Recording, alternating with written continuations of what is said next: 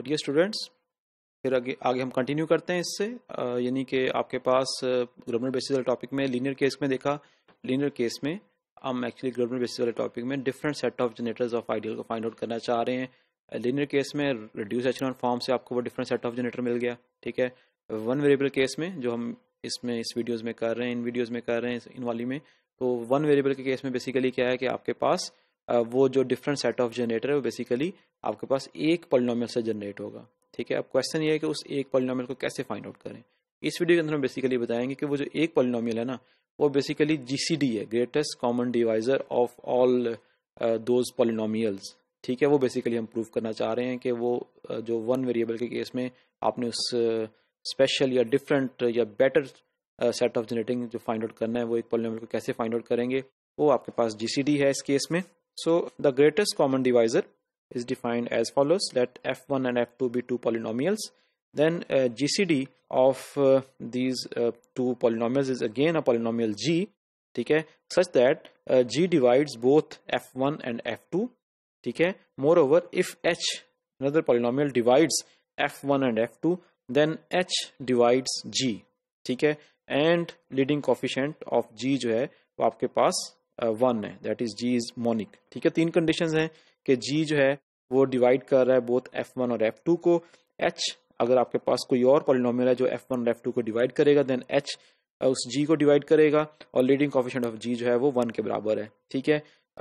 ये जो हम जीसीडी की बात कर रहे हैं, जीसीडी ऑफ टू पॉलिनोमियल्स की, आपको याद होगा मोनोमियल के केस में जीसीडी को फाइंड आउट करना काफ़ी ईजी है। कैसे बोला कि वो आपके पास वो वेरिएबल्स लेते हो, वेरिएबल्स की दोनों की पावर्स को मोनोमियल्स की कंपेयर करते हो। जीसीडी के केस में आप उसकी पावर्स में से मिनिमम पावर उसको लेते तो आपके पास वो जीसीडी फाइंड आउट हो सकता है। पॉलिनोमियल के केस में इट्स नॉट इजी, ठीक है। वो हम पहले तो इसमें जो फर्स्ट प्रोपोजिशन है वो आपको इसकी एग्जिस्टेंस बता रही है कि लेट f1 और f2 भी जो are two polynomials of that's with one of f1 और f2 is not zero, then it's GCD of f1 f2 exist करती है ऑलवेज, और मोर ओवर के वो जीसीडी एग्जिस्ट भी करती है। दूसरा f1 f2 से जो पॉलिनोमियल जनरेट हो रहा है वो बेसिकली जीसीडी से ही जनरेट हो रहा है, यानी कि वो जो हमने इस वीडियो से पहले वो जो जी देख रहे थे कि एक पॉलिनोमियल से जनरेट हो रहा है, वो जी बेसिकली आपका जीसीडी ऑफ f1 और f2 है। ये दो वेरिएबल के केस में इसको हम फर्दर भी ऐसे one by one step by step extend कर सकते हैं फॉर ऑल। आपके पास अगर n जनरेटर्स हैं या k जनरेटर्स हैं तो सबको भी हम one by one step by step using the GCD of all those polynomials को जनरेट कर सकते हैं, ठीक है। अभी हम इसको प्रूफ करते हैं इस प्रोपोजिशन को कि यानी कि अगर आपके पास f1 और f2 हैं तो वो f1 f2 का जीसीडी ना सिर्फ एग्जिस्ट करेगा बल्कि वो आपके पास जो है वो उसको जनरेट भी करेगा। So we have this proof. अभी इस प्रूफ से पहले हमने एक रिजल्ट किया था कि every ideal in k of x is generated by one element, ठीक है। और वो वन एलिमेंट या वन पॉलिनोमियल, और उसको हमने नाम दिया था कि कोई भी आइडियल आई ले लेंगे तो बेसिकली किसी जी से जनरेट करेगा, ठीक है। सो दैट मीन्स अभी जो हम इस प्रूफ में करने जा रहे हैं कि इट मीन्स जो f1 और f2 से जो आइडियल जनरेट होगा वो भी बेसिकली आपके पास, क्योंकि f1 और f2 दोनों के दोनों जो हैं वो k ऑफ x में से हैं, ठीक है। दैट मीन्स कि वो भी एक एलिमेंट से जनरेट होंगे, फॉर एग्जांपल वो किसी जी से जनरेट हो रहे हैं, ठीक है। And this G is unique up to constant multiple, ये भी हमने देखा था, ठीक है। तो अगर कांस्टेंट मल्टीपल है, मतलब फॉर एग्जांपल हम कहते हैं कि वो 2x + 1 से जनरेट हो रहा है, तो इसको हम ये भी तो कह सकते हैं कि वही आइडियल जो है that is also equal to, अगर मैं 2 से मल्टीप्लाई कर दूं किसी कांस्टेंट से तो उससे भी जनरेट हो रहा है। तो हम ये सपोज कर सकते हैं दैट मीन्स के leading coefficient, so it means that we may assume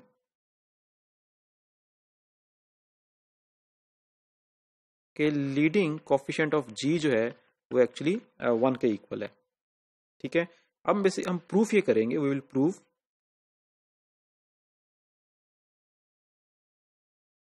that this G is actually GCD of F1 and F2, ठीक है।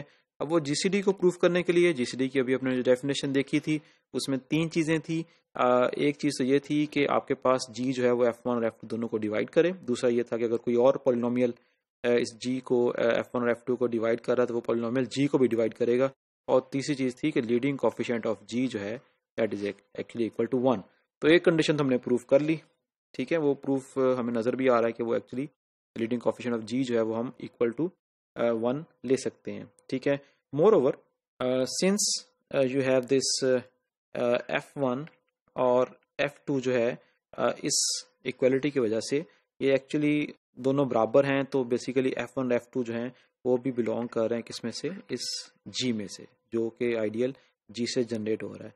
दैट मीन्स कि F1 भी G का मल्टीपल है और F2 भी जो है वो G का मल्टीपल है। दैट मीन्स कि G जो है वो डिवाइड कर रहा है, G divides both F1 and F2, ठीक है। तो सेकंड कंडीशन भी ऑब्वियस है, क्लियर नज़र आ रही है आपको यूजिंग दिस कंडीशन के वो दोनों आपस में बराबर हैं।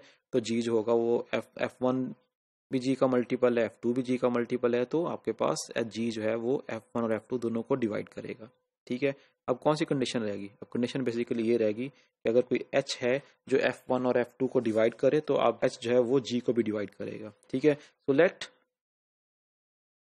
H जो है वो डिवाइड कर रहा है, H divides both F1 and F2, ठीक है।